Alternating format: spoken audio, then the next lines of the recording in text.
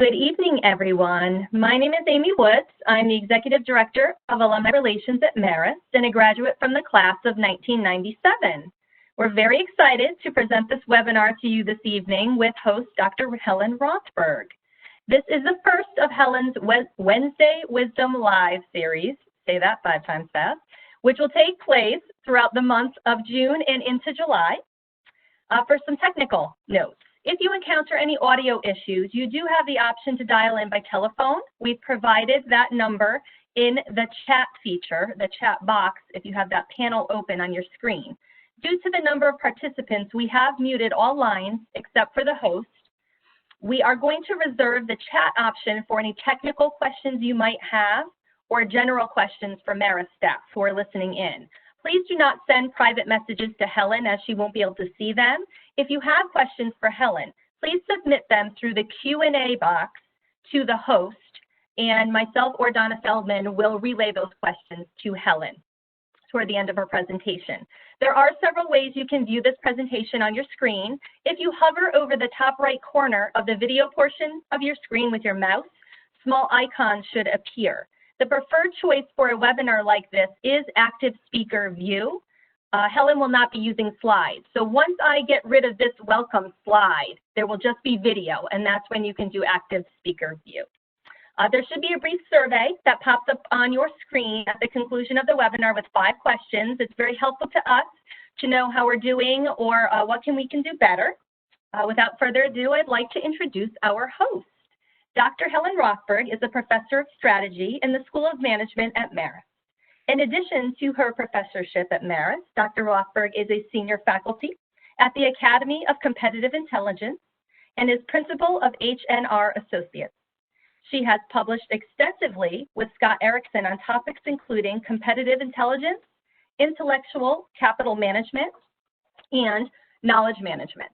Helen's latest book, The Perfect Mix, Everything I Know About Leadership I Learned as a Bartender, was published by Simon Schuster in 2017 and is now in its 2nd printing.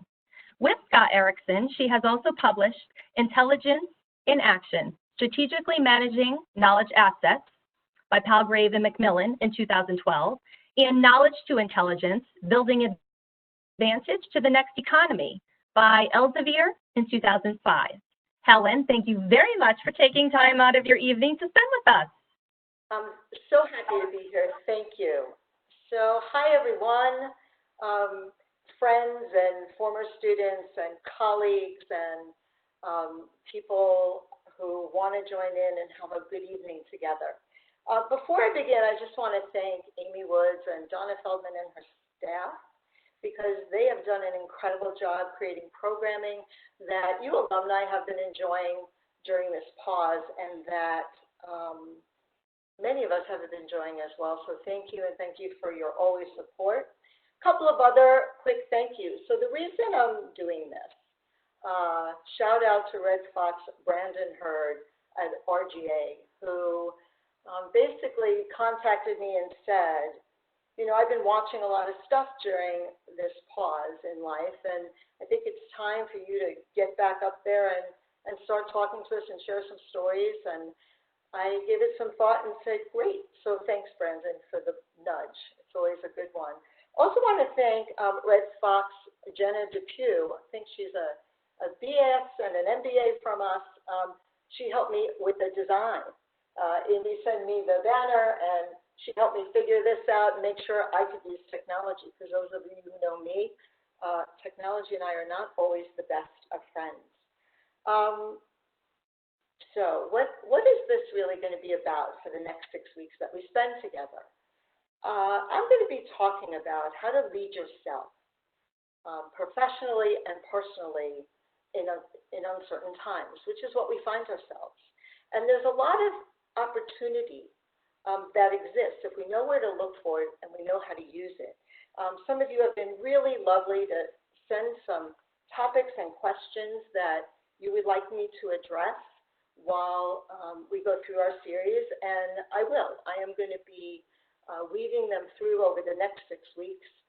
So thank you, and if there are others that you feel you want to hear about, please feel free to register them when you email, or you could even send me an email. That would be fine. about how to lead yourself, I am going to be using the advice model from my book, that little yellow book over there, The Perfect Mix, because it's a really nice, if you will, cocktail for the ingredients of what you need to take yourself to the best version of yourself. Because once you do that, you then are ready to engage with others. And once you lead yourself, you can lead others. So what is the advice model? Well, bartenders always give good advice, and it begins with A, action. That's what we're going to be talking about today. The lessons in action is about doing more and saying less, and more about that in a moment. D, determination, is about getting things done with persistence and civility and ingenuity, not giving up. V, vision, the V in advice, is about seeing what's possible and what's probable and taking yourself there, because, to quote Proverbs, without vision the people will perish. Integrity, integrity, tell the truth all the time and get things done without drama and with the greatest good for all beings involved. C, communication, connect.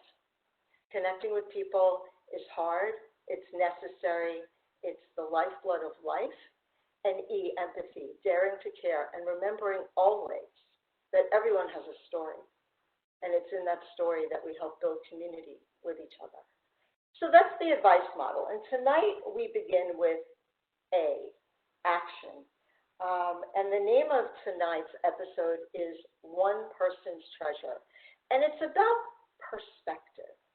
So those of you who like to get on eBay or who like to go to auction houses or secondhand shops, or who are one of those people who drive around doing something I learned when I moved out here to the country, spring cleanup, when everybody puts their junk out on the curb. You know that there are things that some people throw away and other people really value. And the difference between whether something is a treasure or junk is really your perspective. And when you want to think about leading yourself, and if you want to start thinking about issues about maybe reevaluating what you want to do in life, or how to sell yourself, or reposition yourself, or many of the other things that I've seen as questions from some of you, you have to have a perspective about how to look at it and how to consider it. And one person's treasure is another person's junk. So I want to share a very short little Zen story with you called Maybe. It was written by Charlie Amber in 2015 and shared with me by the ultimate Red Fox, Andrei Pavlov, who got his undergraduate with us as well as his MBA and is now a full professor at Cranfield University in the UK. There's a Taoist story of an old farmer who had worked his crops for many years. One day, his horse ran away. Upon hearing the news, his neighbors came to visit. Such bad luck, they said sympathetically. Maybe, replied the farmer. The next morning, the horse returned, bringing with it 3 other wild horses. How wonderful, the neighbors exclaimed. Maybe, replied the old man. The following day, his son tried to ride one of the untamed horses, was thrown, and broke his leg. The neighbors again came to offer their sympathy on his misfortune. Maybe, answered the farmer. The day after, military officials came to the village to draft young men into the army. Seeing that the son's leg was broken, they passed him by. The neighbors congratulated the farmer on how well things had turned out. And the farmer said, maybe. It's all perspective. The world is filled with events that we have no control over. And while we can't control what happens to us in life, we can choose how to respond. And how we respond is driven by perspective. So one person's junk is another person's treasure. And when things happen, we could look at them as shit or fertilizer. I know I'm allowed to use this language now because it's after 5 p.m.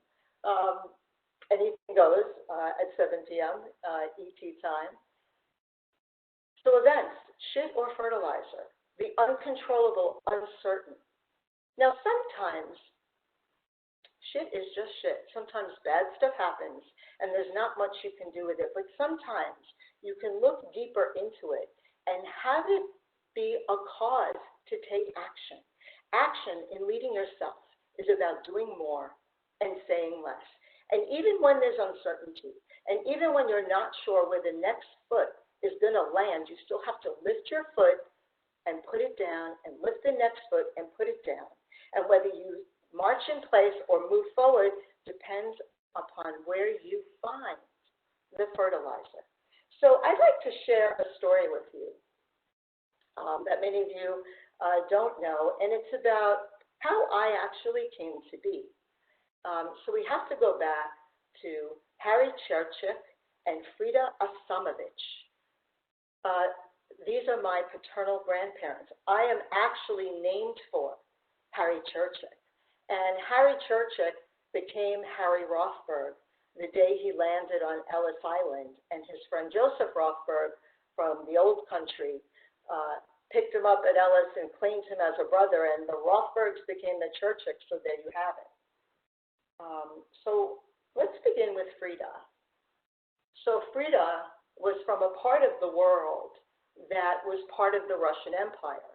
It was, whether it was Poland or Ukraine or Lithuania, all of that was bunched in together as part of the Russian Empire. And there started to be a lot of famine and a lot of poverty. And she decided, as a very young woman, that she was going to leave Russia and come to America. She was the youngest of her sisters. And she had a couple of skills. She knew how to cook, and she knew how to sew. And she came to America, and she began working in the garment district. So here you had it. They were living in Russia. There was famine. They were hungry. There was agitation. The biggest part of the agitation amongst Jewish people in Russia at that point had not yet started to occur. But we're kind of, actually, it was truthfully in between pogroms when she left. A pogrom, by the way, the word pogrom means to create havoc.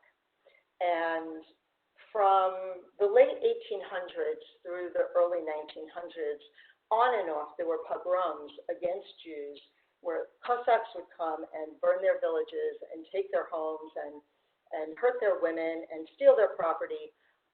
And this was a time kind of in between, but Frida never really believed there would be something called peace, and she decided to leave. And she came to New York City, and she began working in the garment district. And during the day, she'd work 10 or 12-hour days running sewing machines in the garment district, which at that point was not, by the way, up in the 40s. It was much lower in Manhattan, more closer to Greenwich Village. And she also cooked at night. So she had this really great reputation. And one day she got up and she was really exhausted and she walked to work. She was running late and she got to her building and the elevators were locked. And that would have meant she'd have to climb 10 flights of stairs to get up to the floor where she did her sewing. In those days, the employers used to lock down the building, lock staircases and lock elevators so that employees wouldn't take breaks that they were not permitted to do anything but sit there and work. So she said, okay, I'm just going home. So that might have been a moment of, shit, I'm not going to get paid for the work I'm not going to do. But that also happened to be March 25th, 1911, and that was the day of the Triangle Shirtwaist Factory, where 146 women died of a fire because they couldn't get out of the building.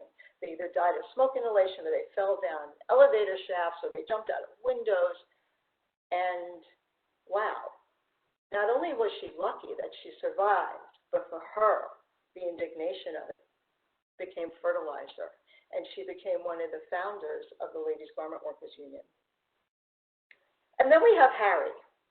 So I'll just call him Harry Rothberg right now. And Harry, was in a town in Russia that was starting to experience pogroms. Not his town per se, but the surrounding villages. And a lot of the villagers said, you know what, we have this great relationship with the Cossacks. They're not going to come and hurt us. We share our crops with them every year. And Harry didn't believe a word of it. He felt it was just a disaster waiting to happen.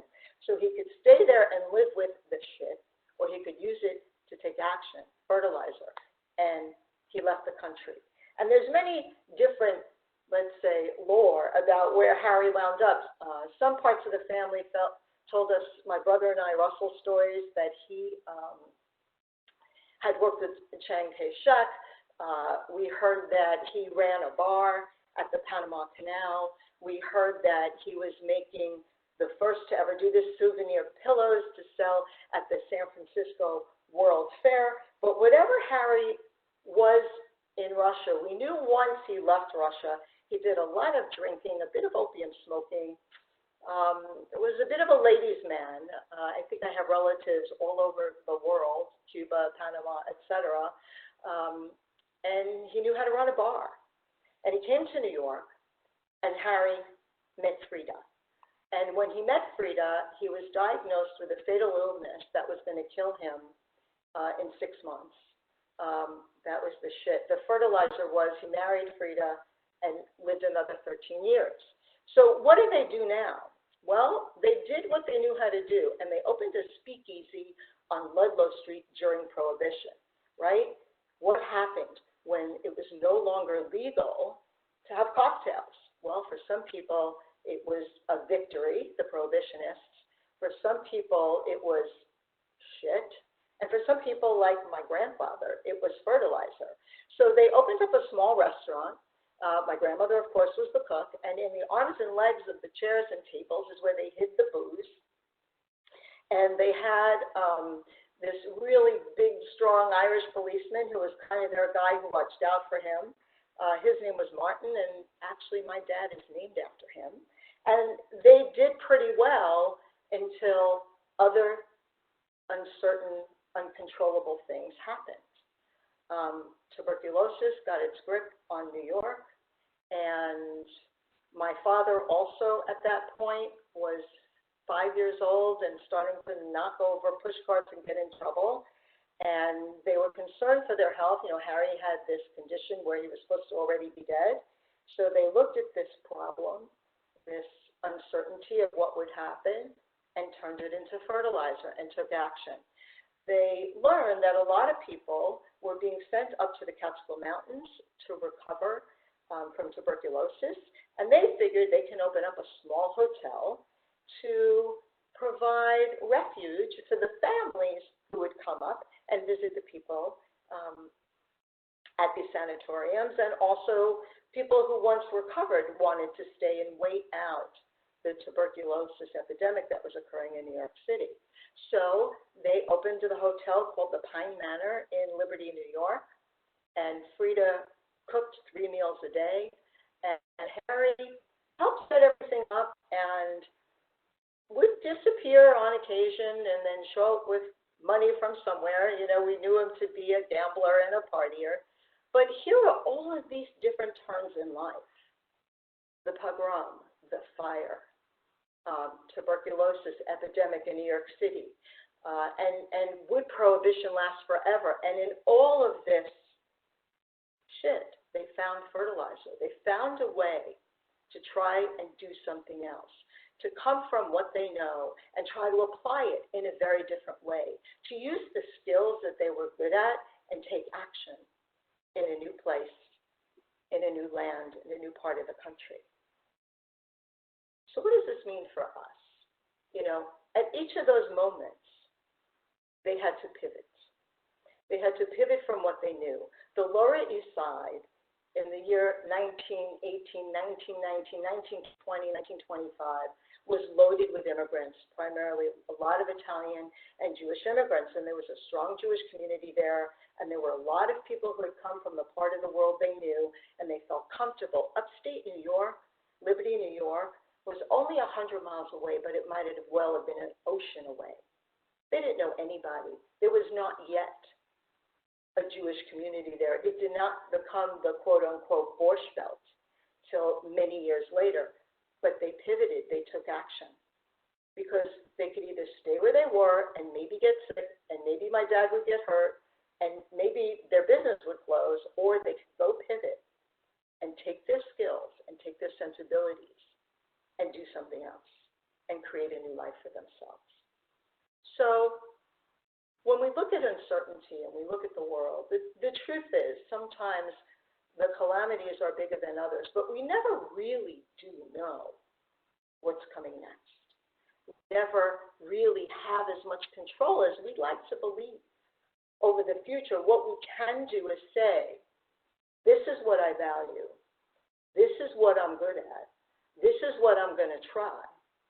And if it doesn't work, if the pivot doesn't work, if I fail, I'm going to take every lesson I can get from that failure.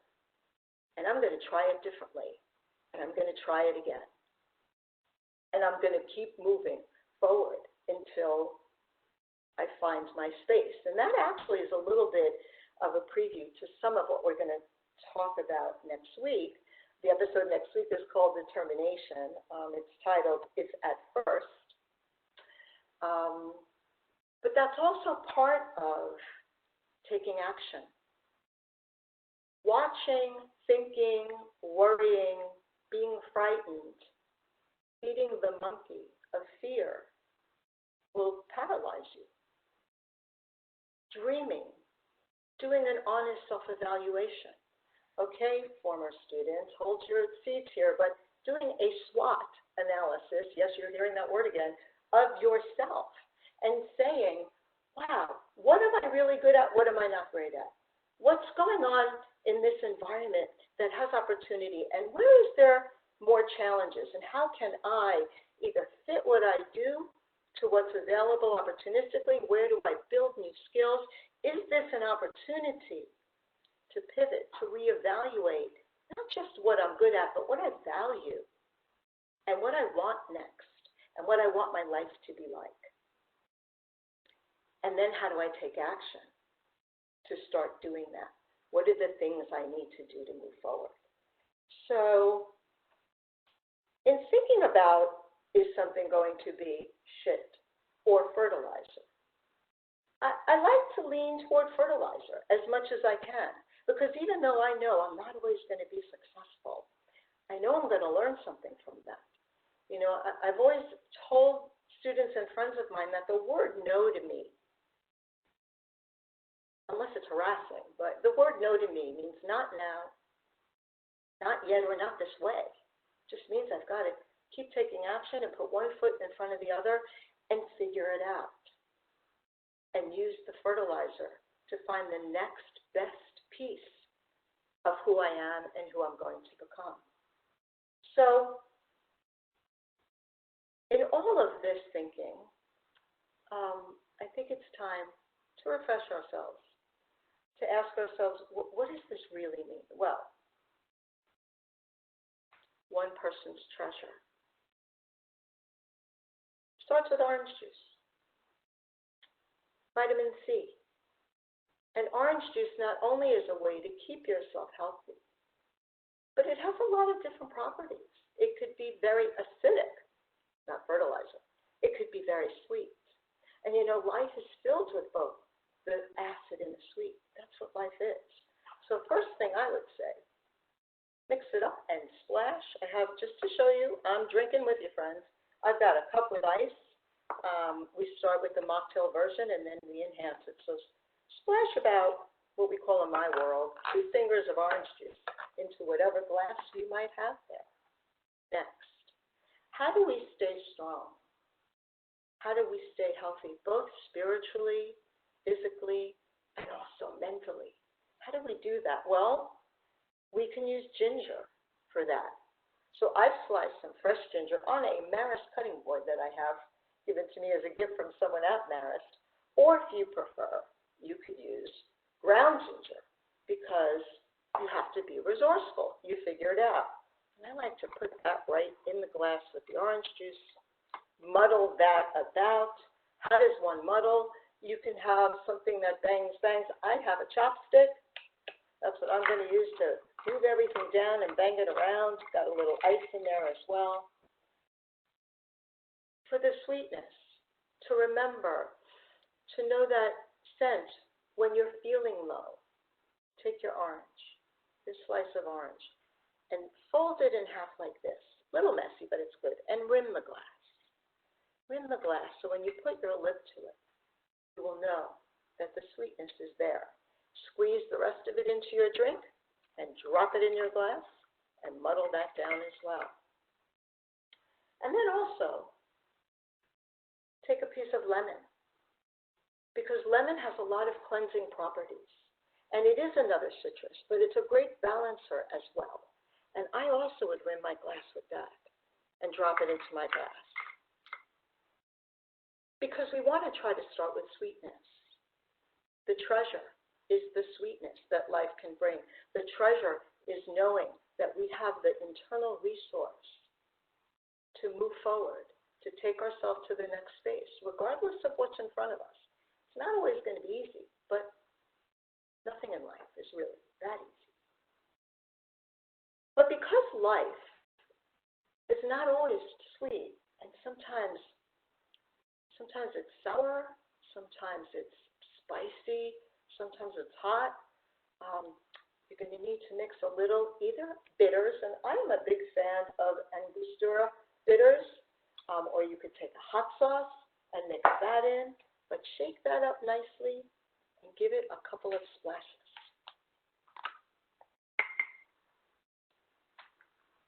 By the way, if you ever have a stomachache aside, put some of this nice bitters in a glass of club soda and drink that down and your stomachache will go away. And a hangover, but that's a story for another day. So mix that around, and now we're ready to splash it with something that sparkles, because the sweetness and the bitterness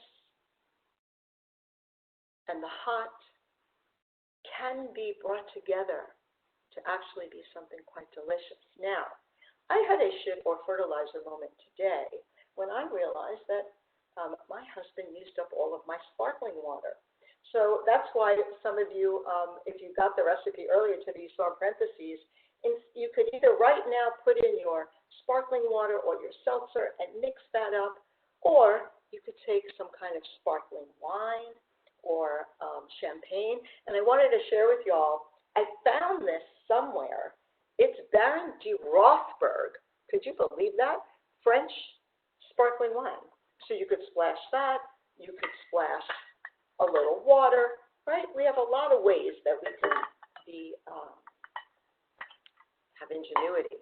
And then, if you're a Rothberg, and I take my hat off to Brother Russell, who is my chef with me on drink recipes, you always have to splash some vodka on the top. And being that this story really is in Russia, and that's our heritage, and truth is, ladies and gentlemen, if you're not a Native American, you've come here from somewhere, right? So splash a little vodka if you're choosing to do that.